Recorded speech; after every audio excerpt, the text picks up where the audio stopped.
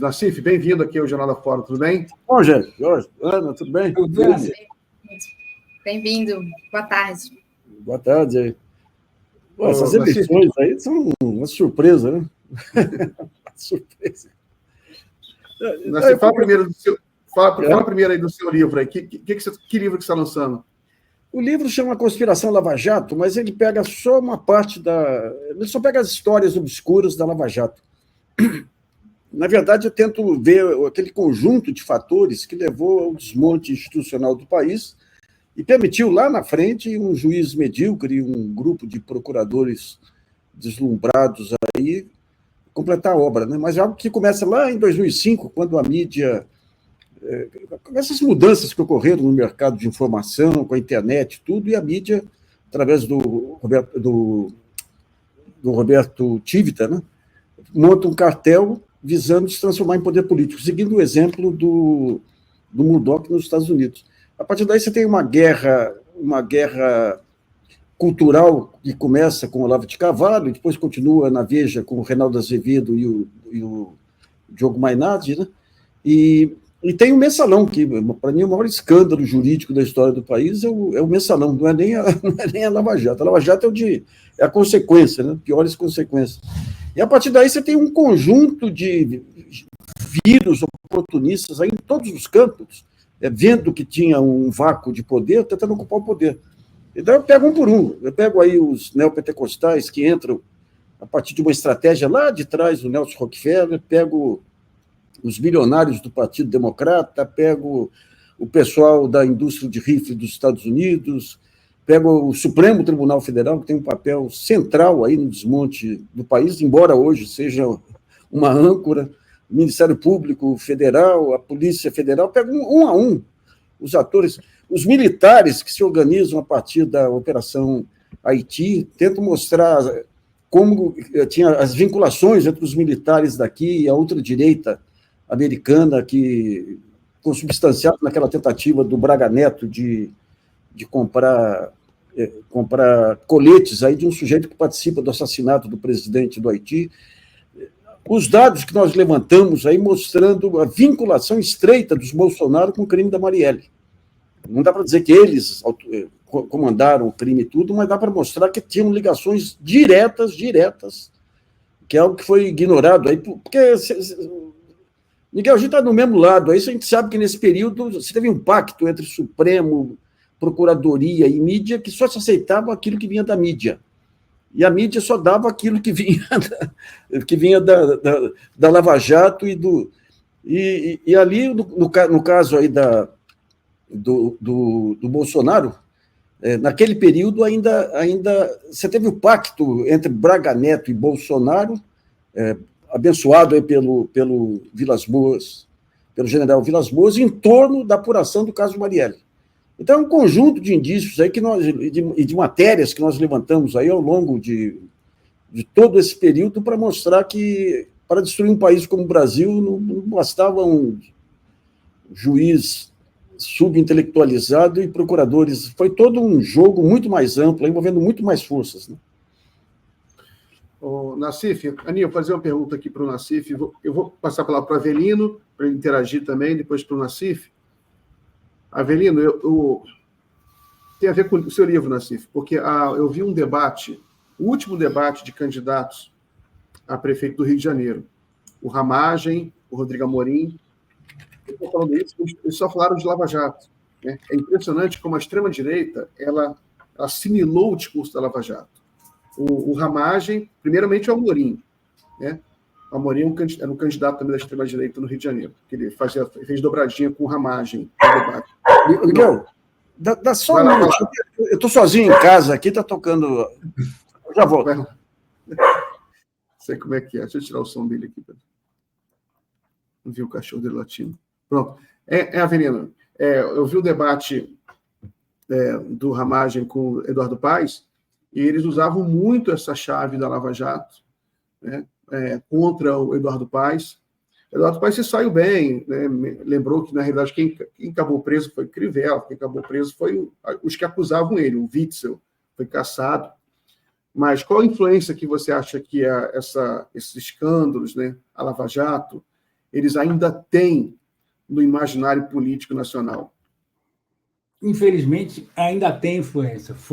Acho que a questão da Lava Jato é muito importante a gente discutir, acho que o livro do Nassif é oportuno, porque o impacto disso na política é nefasto e é amplo. Então, quer dizer, a ideia de que você, a partir da Lava Jato, de que a política passa a ser uma coisa de bandido, né? Quer dizer, cada vez mais as pessoas começam a ver a política.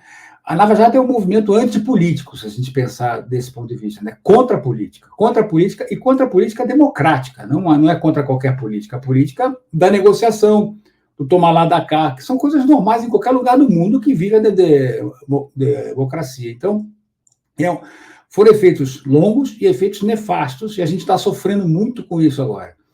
E vários grupos de direita assumem esse discurso como se eles não tivessem nada a ver com a Lava Jato, e a gente sabe que o governo Bolsonaro, por exemplo, já teve um monte de escândalos e não sei o quê, que parece que tem uma coisa ali que escândalo de um lado é mais, digamos assim, interessante divulgar, e escândalo do outro não. Se a gente pensar bem, gente, olha só, o governo do Bolsonaro, logo no início, teve tráfico de cocaína no avião presidencial. Você imagina se isso ocorre com qualquer outro presidente, entendeu? Então, quer dizer, é um negócio tão absurdo. Então, eles são muito hábeis no sentido de juntar a questão da corrupção, que não é com eles, com uma questão de moralidade religiosa para atingir um determinado tipo de eleitor, né? Então, eu acho que tem uma habilidade aí também, né? Tem uma coisa de explorar esses candidatos que sabem explorar bem essa coisa, de juntar essa coisa religiosa e um discurso pseudo-liberal, porque eu chamo de pseudo-liberal porque qualquer liberal sério se estrebucharia vendo o que falam, que são os nossos liberais aqui, né? Então, a ideia de que você é empreendedor, né, e assim por diante, juntou também com esse grupo. E empreendedor, gente, com todo respeito, nada mais é do que na nossa época a gente chamava de biscateiro. Não sei se vocês lembram disso. O cara que fazia uma coisinha aqui, uma coisinha lá, não sei o que, era o biscateiro, agora virou empreendedor. Colou o discurso também da questão moral, mas a base disso tudo foi a questão da Lava Jato, a questão da antipolítica, a questão de que a política, todo mundo é ladrão. Então, a gente tem que, de alguma forma, expulsar essa política, mesmo que seja a força. A democracia, ela está doente desse ponto de vista, né? Então, eu acho que os efeitos da Lava Jato são imensos, a gente ainda vai pagar muito tempo por eles. Acho que, Nassif, seu livro é mais do que oportuno, acho que discutir sempre essa questão é relevante, eu acho. A gente está pagando um preço muito alto, o país está pagando um preço muito alto, a democracia está pagando um preço muito alto por causa desse negócio. Aninha, entra aí no papo. Eu queria deixar aqui um comentário que chegou para o Nassif, da Célia. Nassif, meu livro chegou hoje, já começo a devorar. Obrigado, Célia. Também chegou um comentário, viu, Miguel, sobre o seu texto. Já é o segundo ou terceiro texto, né, essa semana, sobre... Acho que ela está se referindo ao último, a Flávia. Miguel, gostei do seu texto a respeito do resultado das eleições. Depois você podia Obrigado, Flávia. Comentar com a gente. E eu queria trazer, Miguel, para o comentário de vocês também, algo que a gente trouxe, a Yarinha preparou para o nosso giro de hoje, que foi essa história do Bolsonaro sendo rechaçado, ou supostamente rechaçado aí pela campanha do Nunes. Espera aí, que é outra aqui. Estou passando aqui. Aqui, ó. Bolsonaro se oferece e campanha de Nunes esnoba. Agora não queremos mais. Não tinha sido essa a nossa impressão no começo, assim, logo que terminou o primeiro turno, por parte da campanha do Nunes, né? Mas quem trouxe essa matéria para a gente foi o Plínio, e ele fala que... Deixa eu ver aqui. E o Plínio conta essa história de que o Bolsonaro teria dito: já me coloquei à disposição do Nunes e quando a campanha me solicitar, vou estar na disputa. E que, no entanto, entre aliados próximos, incluindo o Tarcísio, o Nunes teria revelado seu ressentimento em relação ao ex-presidente, que desdenhou da sua candidatura e chegou a acenar para Pablo Marçal. Aqui no nosso Jornal da Fórum, ao longo de todo o primeiro turno, nós ficamos acompanhando essa oscilação bolsonarista entre as duas candidaturas.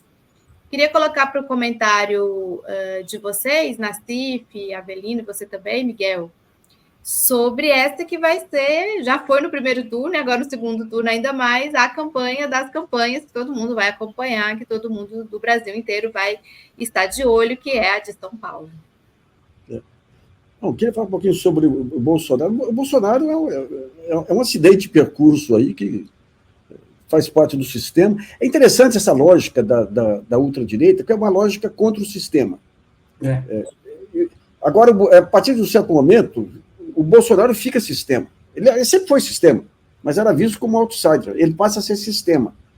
E daí você pega os neopentecostais. Eles têm todo um modelo gerencial muito mais rápido que o da igreja, mas ainda com aqueles diversos círculos que respondem a círculos maiores. E daí, simultaneamente, você tem o aparecimento aí com redes sociais e com tudo, de um mundo paralelo de negócios, de modelo de negócios aí, que abarca vários setores. É o negócio da religião, é o negócio da venda de produtos através de internet, é algo que está fora do alcance até agora da Polícia Federal e da Receita Federal.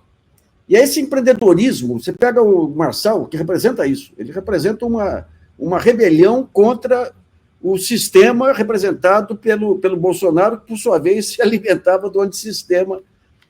Só que ele passa a fazer, parecia o Alibaba, né?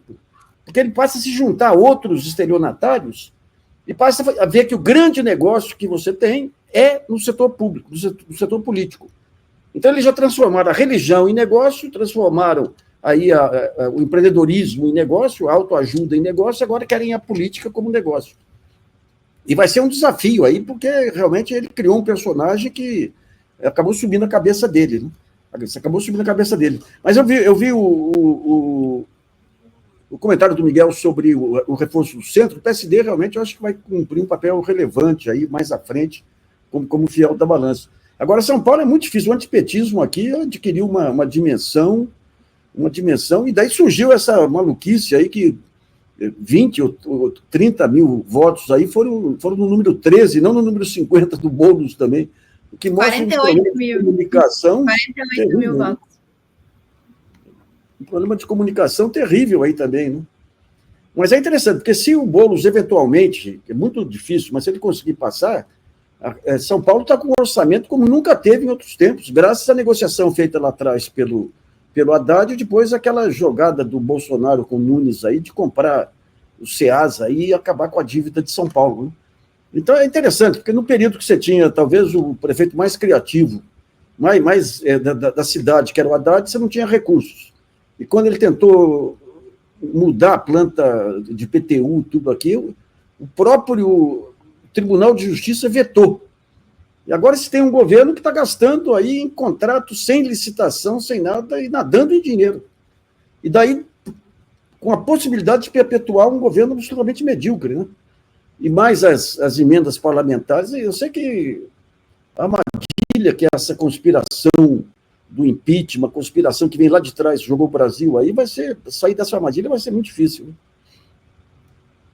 Muito bem. Jorge, deixa eu só fazer um comentário aqui sobre o meu texto, já que até o Nassif comentou, que eu publiquei hoje, é que eu menciono que esse debate que aconteceu nos últimos dias sobre quem ganhou, esquerda ou direita, que eu achei um pouco exagerado, porque, assim, sendo bem franco, um prefeito do PSB, mesmo do PT, no Brasil, diante das circunstâncias locais, né, Câmara de Vereadores, interesses econômicos, muitas vezes ele não faz um governo propriamente mais à esquerda ou à direita que o prefeito do PSD, né? Eventualmente, um prefeito do PSD faz uma gestão boa.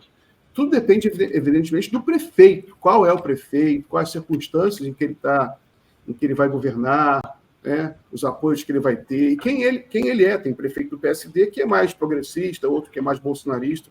Mas como você vê assim, esse avanço do centro e como se pintou, você já até mencionou um pouco isso, mas você podia desenvolver mais, como se pintou se jogou muito a polarização na interpretação dos resultados. Não acho que polarização seja algo relevante para a eleição municipal. Falei aqui antes.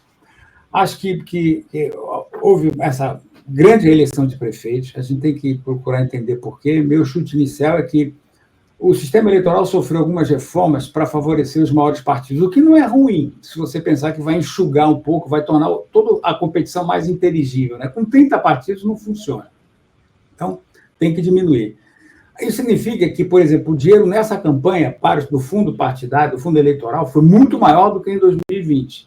Ele deu aquele aumento para 2020 e 2022, e aí mantiveram a cifra para 2026. Então, para 2024. Então, eu acho que teve muito mais dinheiro. Os partidos também têm mais dinheiro. Então, e além do que, teve essa coisa das emendas, né, que a gente não sabe direito, mas das emendas parlamentares do orçamento, que subiram muito também de valor. Né? Elas estão agora em 30 milhões por parlamentar. Não parece muito dinheiro, mas como a maioria dos municípios, como eu falei, ela é pequena, alguns milhares de reais já fazem alguma diferença para o prefeito investir, mostrar alguma coisa, mostrar algum serviço. Então, eu acho que é o seguinte, como os maiores partidos hoje são de centro e de direita, esses partidos se favoreceram de várias formas nessa eleição, o que pode ajudar a entender essa taxa de reeleição aí, né?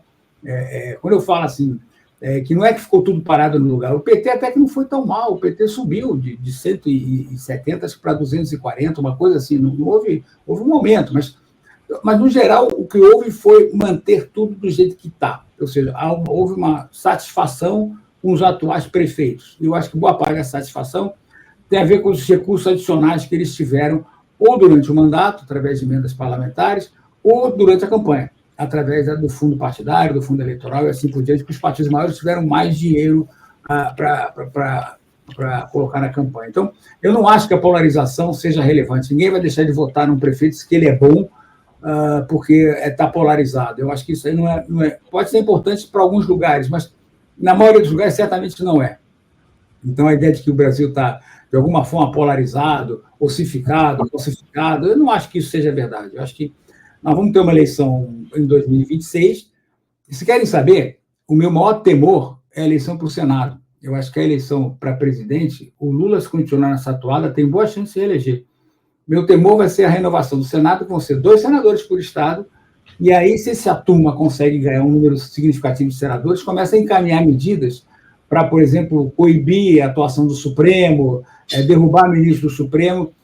E, gente, se você quer derrubar a democracia, a receita de bolo é essa, né? Você critica as eleições, questiona as eleições e derruba a justiça, né? E inviabiliza a justiça. Então, são os 2 pilares que a democracia funciona. Então, meu maior temor para 2026, a partir dessas eleições, é isso. Mas um cara como o Kassab, por exemplo, não sei se vai topar uma aventura dessa. Tem gente que joga o jogo da democracia, vive de jogar o jogo da democracia, está muito bem jogando esse jogo da democracia, então eu não sei o quanto ele será atraído por um tipo de aventura desse tipo. Nassif, eu queria fazer uma pergunta, então, sobre essa questão política. Se você acha que esse resultado agora das eleições municipais, em que ela pode influenciar a correlação de forças no Congresso e a situação política do governo Lula? A gente tem essa contagem regressiva que o Avelino colocou bem aí, que é a eleição do Senado, né? Aí, se fizer... E agora, embora concorde, digamos, que as questões municipais são muito específicas de tudo, você tem uma arma na mão aí do Centrão e tudo, que é o orçamento secreto e as verbas aí, que é muito poderosa aí, né? Que é muito poderosa. E eu acho que o governo Lula até agora não conseguiu desenvolver um sonho, um projeto de país. Eu acho que a estratégia que está sendo montada, que é gradativamente tentar...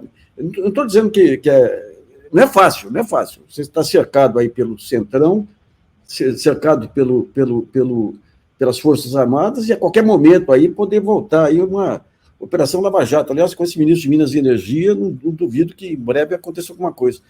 Mas digamos, a estratégia de você levar gradativamente, cuidadosamente, o mercado aí, para ver se no último ano você consegue recuperar um pouco, crescer um pouco mais, a questão não é crescer um pouco mais, né? A questão, você perdeu a classe média. Você pega o meio empresarial, se for analisar friamente, o governo Lula, o governo Dilma, são governos pró-produção. Você pega a pequena e média empresa, tudo bolsonarista. Vai na CNI, tudo bolsonarista.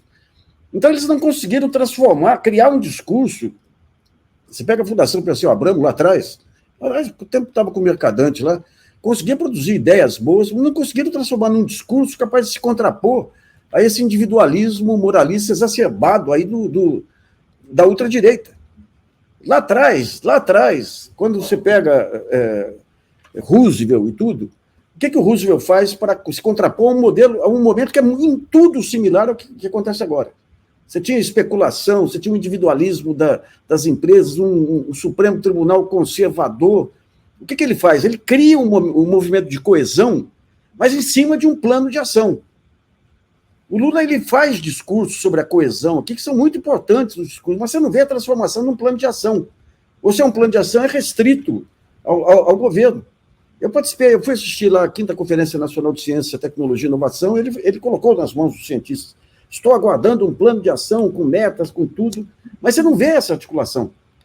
Ele pega o principal gestor dele, que é o Fernando Haddad, e coloca aí para o saco de maldade, aí para fazer cortinho aqui, cortinho ali. E você não vê uma articulação visando ganhar o pequeno empresário, por exemplo, visando transformar a produção na grande bandeira dele, aguardando aí que sobra dinheiro para os PACs lá na frente. Então, sem o sonho, porque ou você melhora a condição de vida aí, você tem uma melhoria de emprego e tudo, mas não teve a percepção de melhoria de vida, você não vê isso nas pesquisas, né? Ou você cria um sonho, e ele não está conseguindo criar esse sonho, e amarrado nessa... E uma coisa que a esquerda faz muito aí é entrar na pauta proposta pela direita. Então o Lula quer discutir a gastança, quer discutir não sei o que mais. O Boulos dá um apertão nele lá, ele fala, não vamos aceitar invasão de casa, não vamos aceitar... A Maria do Rosário, lá no Sul, tira o nome Rosário do nome. Então você fica na defensiva em tudo. E qual é a bandeira? Qual é a bandeira progressista? Qual que é a bandeira progressista? Não sei. A bandeira progressista é dizer que nós não vamos fazer isso, não vamos fazer loucura. Até hoje eles conseguem transformar o Lula num cara radical que ele nunca foi. E ele fica se defendendo, a esquerda se defendendo, o PT se defendendo. Então é um momento, está faltando um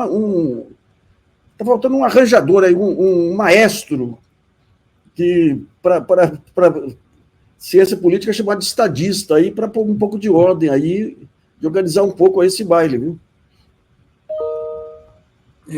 Eu posso falar um pouquinho? Pode. Eu concordo inteiramente com o Nassif. Acho que o governo está encurralado, mas também está encurralado porque não tem projeto para sair do canto, né? Então, ele, por não ter projeto, aí ele fica entrando um pouco nessa agenda da direita. Então, a questão fiscal, por exemplo, é a coisa mais simples possível. Quer dizer, eu acho que existe uma questão fiscal no Brasil, o problema fiscal, ninguém quer que a inflação volte. Ninguém em sã consciência quer que a inflação volte. Então, tem um problema fiscal, nós vamos resolver.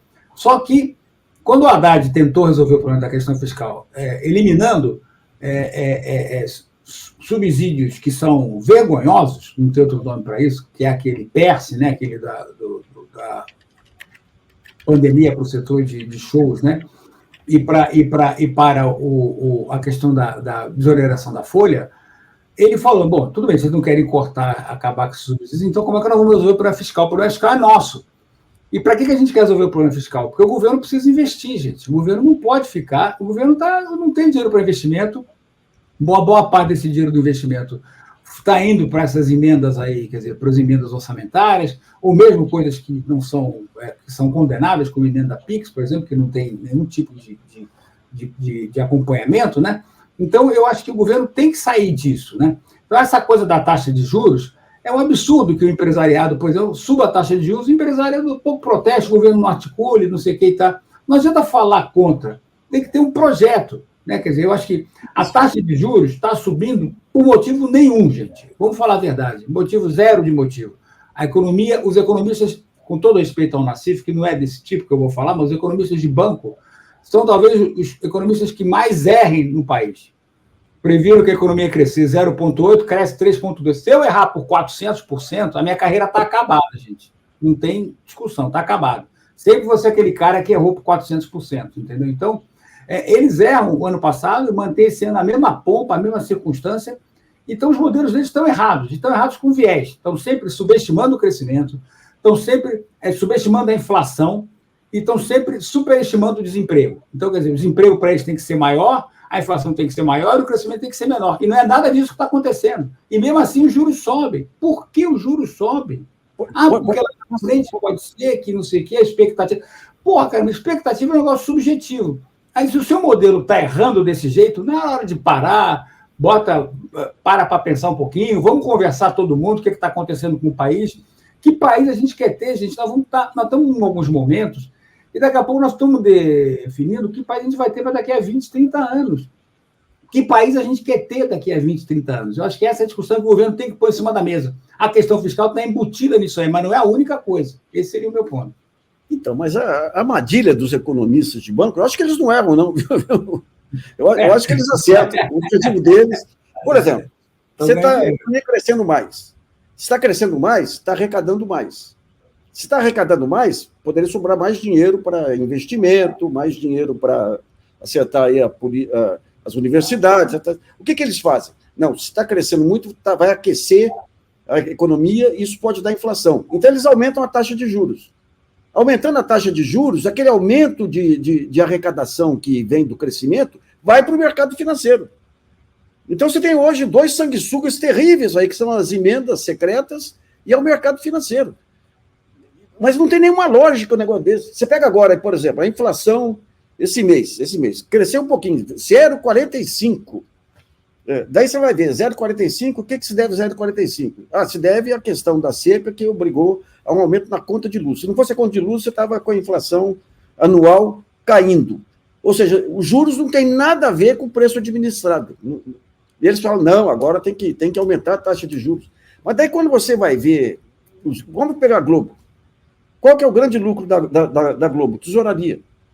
Quando você pega o setor industrial, eles estão batendo na capacidade instalada. Daí eles têm um dinheiro em caixa. O que eles vão fazer? Eles vão investir na ampliação, sabendo que as taxas de juros vão aumentar e lá na frente você não vai ter demanda mais, ou vão investir no mercado financeiro, que eles têm um ganho maior e sem risco. Ou seja, enquanto você não romper com essa amarra das metas inflacionárias e dessa política monetária, não adianta. Você vai comemorar quando crescer 3% e é o máximo que vai crescer. Agora, isso você só consegue quando vier o maior estadista brasileiro, que ele costuma vir aí de década em década, chamado senhor Crise. Né?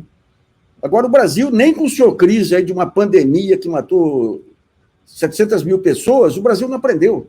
Aqui, o interesse financeiro ficou tão forte aí que você não aprende nem com Bolsonaro, não aprende nem com pandemia, não aprende nem com destruição. É um país complicado esse nosso aí, viu? Ô, Nassif, eu tive na China recentemente com um grupo de jornalistas, até foi com uma moça que trabalha com você também, né? Aí é impressionante, Nassif, a infraestrutura que eles construíram na China. É uma coisa realmente, parece que a gente viajou 50 anos para o futuro. É uma coisa muito impressionante a infraestrutura nas cidades. Você tem metrô de 500 metros nas cidades. Você tem os trens de alta velocidade ligando todo o país. Né? E aqui no Brasil, quando a gente fala em projeto nacional, né, que a gente ouve desde o Celso Furtado, né, desde a década de 60, 70, a questão do projeto nacional. Na verdade, começa com Vargas, mas hoje em dia você não vê a imprensa mais também cobrando nenhum tipo de projeto. Concordo que o principal problema do governo Lula é a falta de um sonho, né? Que, de certa forma, seria maneira também de entusiasmar a classe média, seria oferecer também um projeto de desenvolvimento. A que você atribui essa falta de projeto do governo Lula? Olha, o Lula, ele sempre foi... O sonho dele era transformar isso aqui numa Alemanha, ou seja, um sindicalismo forte, participando das empresas, uma social-democracia, efetivamente.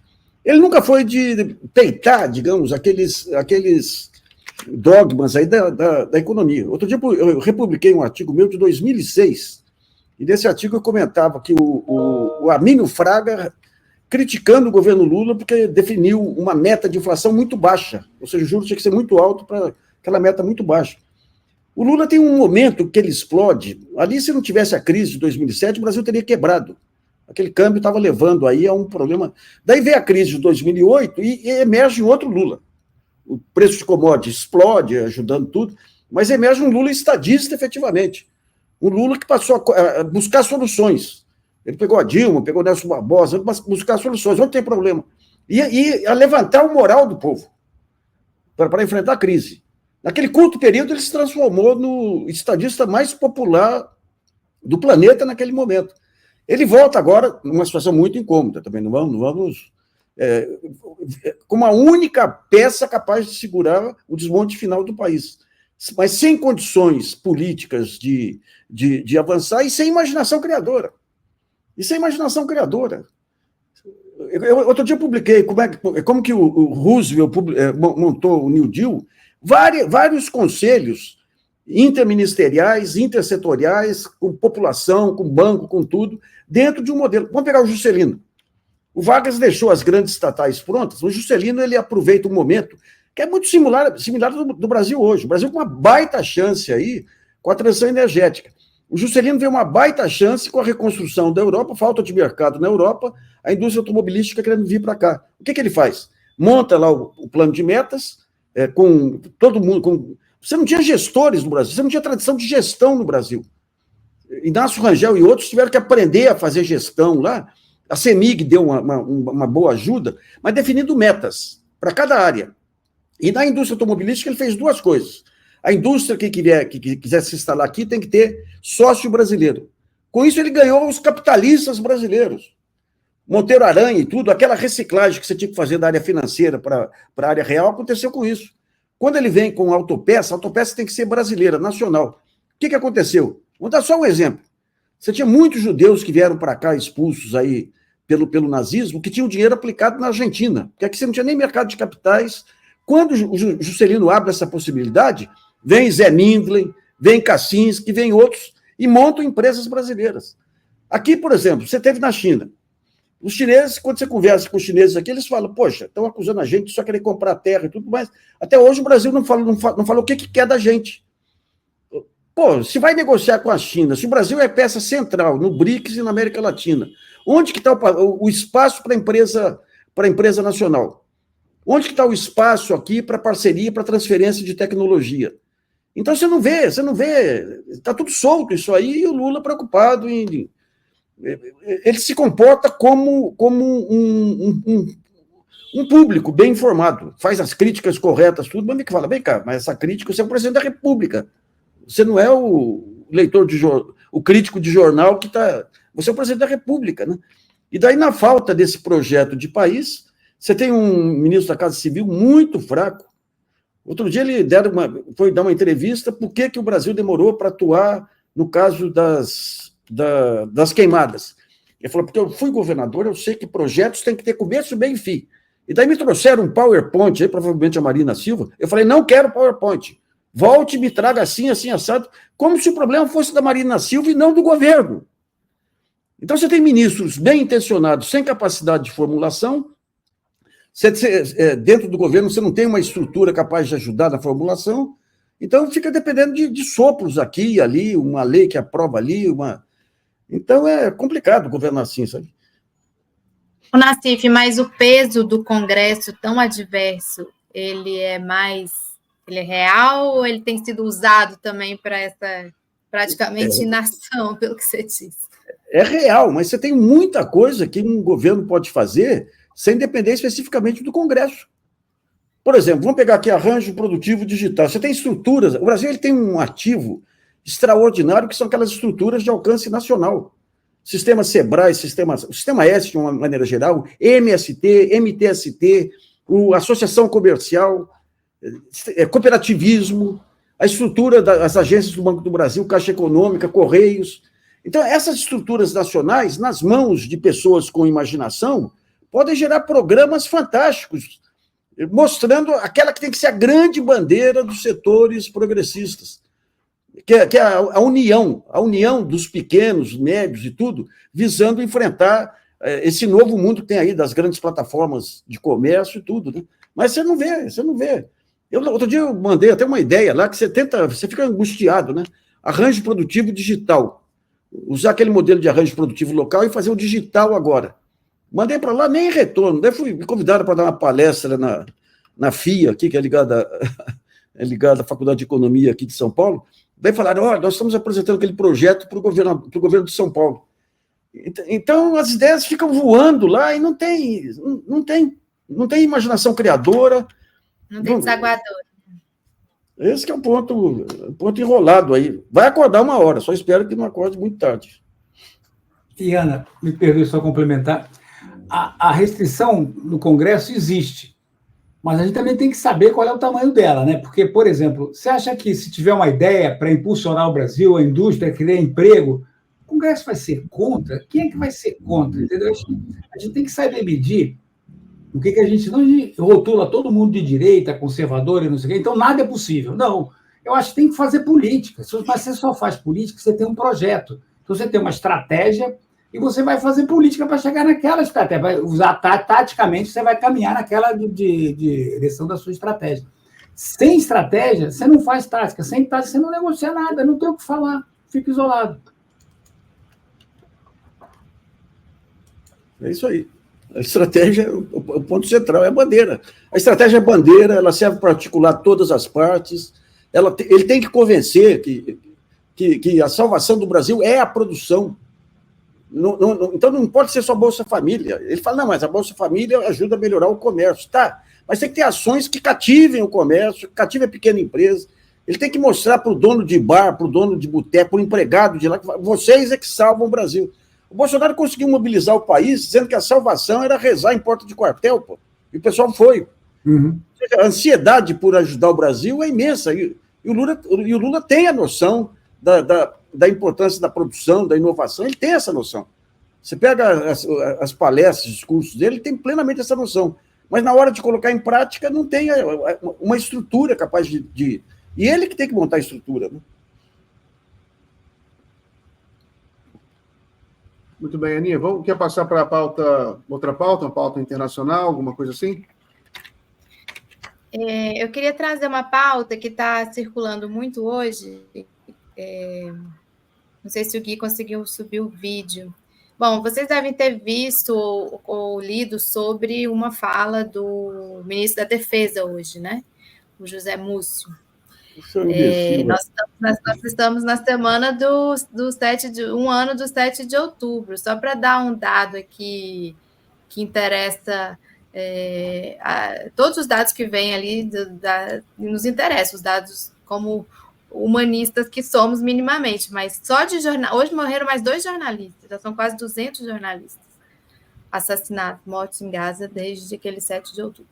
Enfim, e o ministro Múcio falou hoje que essas questões ideológicas internacionais estão interferindo na política externa brasileira e nessa questão da compra dos equipamentos militares. E aí ele usou a palavra, ele falou povo de Israel, povo judeu, ou seja, deu assim, em uma única fala, deu assim pano para manga para várias questões, e essa se destacou, se vocês quiserem também comentar.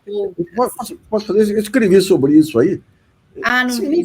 Esse ministro é uma piada. É uma piada. O que ele fala? Pô, a gente ia comprar tanques de Israel, não podemos, porque a ideologia, estão pensando ideologicamente. Esse gênio da arte aí, ele está permitindo que a Vibras, que é a maior empresa brasileira na área de armamento, seja vendida.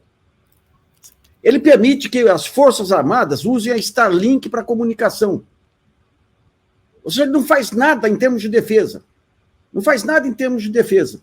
E daí vem com essa história do tanque de Israel, que ele fala, aí, ó, não deixaram comprar tanque em Israel e nem do segundo colocado. Não tem segundo colocado. Essa licitação dele foi licitação de cartas marcadas. Foi definido um conjunto de condições que só aplicavam em Israel. Então, o Tribunal de Contas tem a obrigação de investigar essa licitação dele para ter uma noção do que ele está fazendo. Agora, como que pode? Você ver, a base das Forças Armadas tem que ser a obediência ao poder civil, que é o poder eleito. Ele, o ministro de Estado, se insurge contra a diplomacia do seu governo.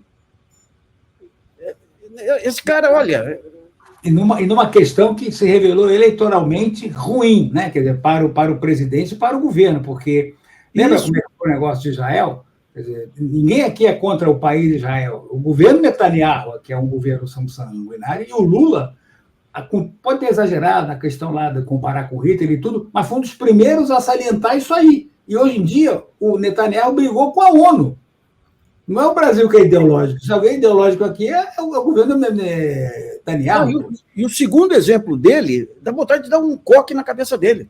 Ele fala, as Forças Armadas tinham armamentos aqui, munição, que tá custando dinheiro manter aqui. A Alemanha queria comprar e não deixaram comprar porque podia ser mandado para a Ucrânia e depois a gente sofrer problemas com os insumos da Rússia que são vendidos para cá. Como se não tivesse importância os insumos agrícolas da Rússia para cá. Qual é a dele, rapaz? E vai ser mantido no cargo aí, Terrível, terrível, viu? Talvez por causa da composição, o Ministério é muito ruim também, né, Nassif? A gente está falando de ter projeto, é difícil, o Lula olha para um lado, olha para o outro, quem é que ele vai perguntar para ter um projeto? Ele vai acreditar que vai sair um projeto? É complicado, entendeu? A vida dele não está fácil também, não, só para aliviar um pouco o lado do Lula aí da cobrança, né? Mas vai ter que fazer uma mudancinha aí, colocar o pessoalzinho para marcar gol aí, porque jogar essa retranca não vai dar nem empate, viu? Vai dar goleada contra. Deixa eu trazer uma outra pauta internacional. Até um participante aqui nosso trouxe também, uma participante, a Eliane, falando o seguinte, deixa eu ler aqui, que adianta o Brasil ficar fazendo planos quando temos os Estados Unidos investindo na derrocada da América Latina? Na verdade, ela está citando a questão da Colômbia. Agora é o Petro que está balançando. Só para dar um contexto, o governo Petro eles dizem que estão sofrendo um golpe brando, né? Um golpe muito parecido com o que foi feito com relação à presidenta Dilma aqui em 2016. Então, tem o Conselho Nacional Eleitoral que está levantando lá questões referentes ainda à campanha, mas essas denúncias do governo Petro já vem há tempo, através da Procuradoria-Geral também, tem uma guerra política muito importante lá, com ares também do que aconteceu aqui no Brasil e em outros países da América Latina. Eu queria deixar para vocês, não sei se vocês estão acompanhando, para comentar essa situação aqui na nossa vizinha Colômbia. Daí a importância do fortalecimento do Brasil, né? Porque em outros tempos era o Brasil que segurava a peteca. O pessoal falava muito das relações do Lula com o Chaves. O Lula não tinha nenhuma admiração pelo Chaves. Nenhuma admiração. Mas achava que era fundamental aí ser um ponto de moderação para o Chaves aí, para impedir. Agora você vê, com o Milei na Argentina, você tem lá um ponta de lança aí do que tem de pior aí no ultraliberalismo e na parceria com os Estados Unidos, né? Então, e quando você pega a América Latina, hoje é o ponto central, além do Oriente Médio lá, né?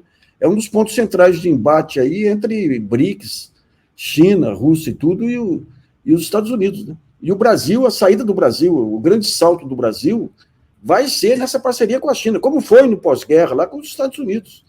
É nesse momento que você tem embate entre potências aí que você tem que aproveitar, mas o cerco americano está terrível, né?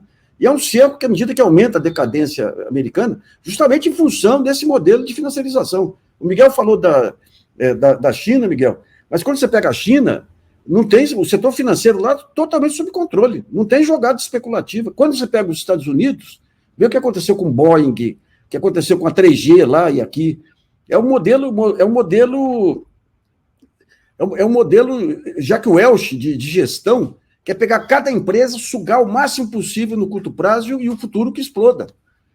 Então, essa decadência americana, eles não conseguem se desvencilhar desse modelo de financiarização, entram numa decadência econômica que é irreversível, porque ao mesmo tempo que sabem que a razão é essa aí, o poder desses grupos financistas é tão grande que você pega os dois candidatos aí, Biden, ou a Kamala, e o Trump em cima do mesmo padrão, né?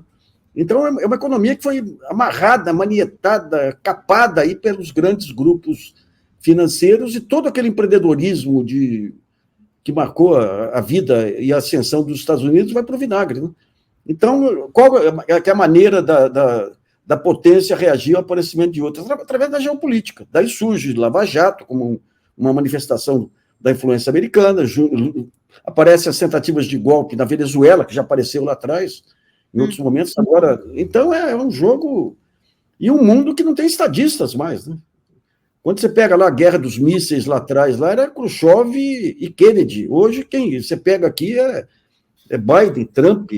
Você pega a Alemanha, quem Olá, França. É muito ruim, né? Uma geração... A marcha da insensatez veio completa, viu? Veio completa. O professor Avelino, se quiser comentar a questão do... A gente tem reunião do BRICS agora também, né? No final do mês, na Rússia. Se quiser comentar.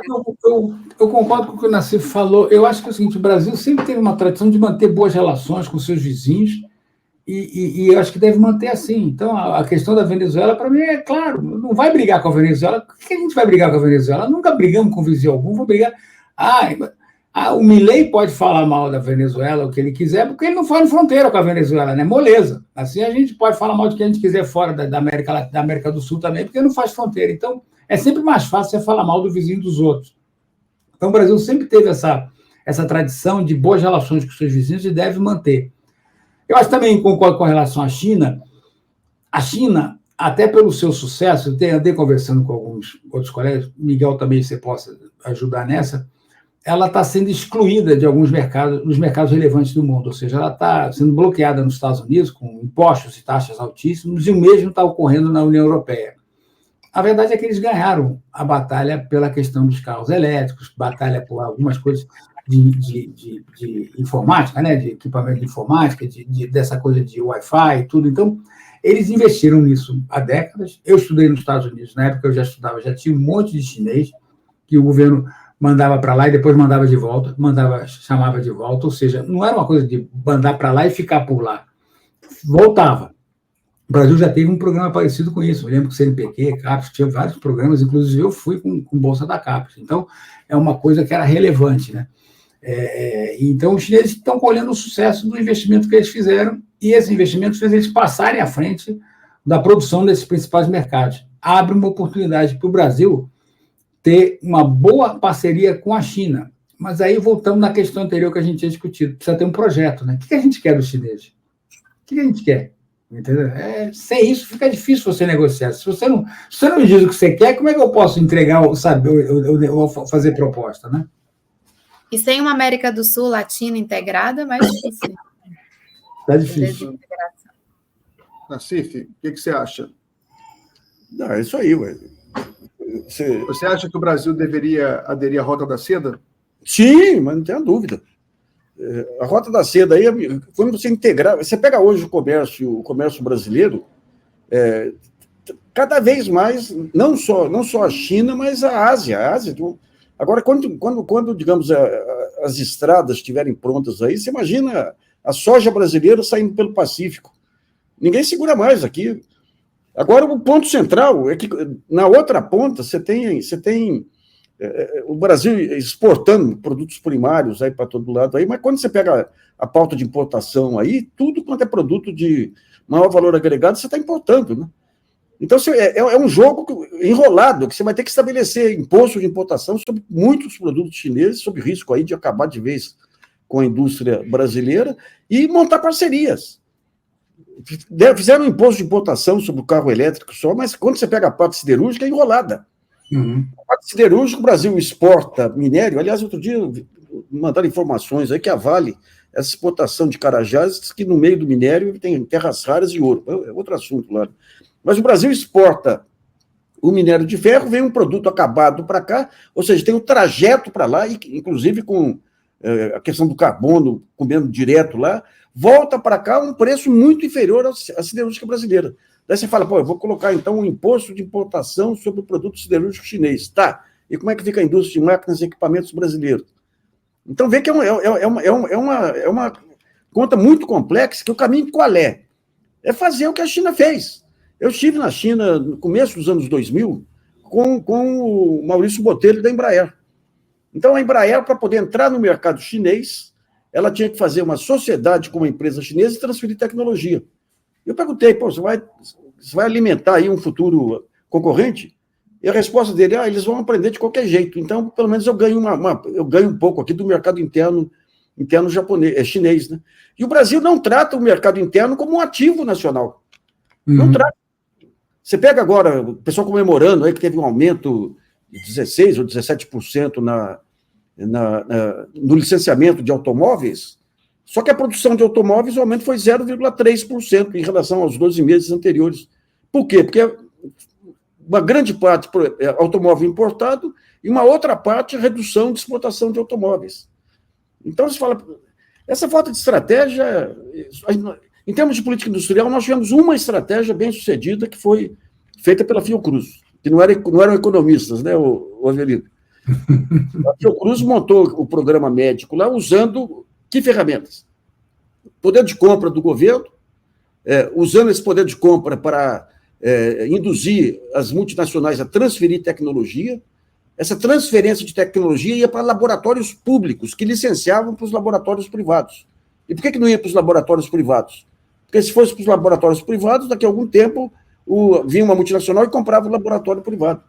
Então, essa questão do poder de compra e tudo, agora talvez volte com a Petrobras aí, com a questão dos estaleiros e tudo, né? Mas o jogo da mídia, você vê o seguinte, quando o país cresce, aumenta a importação.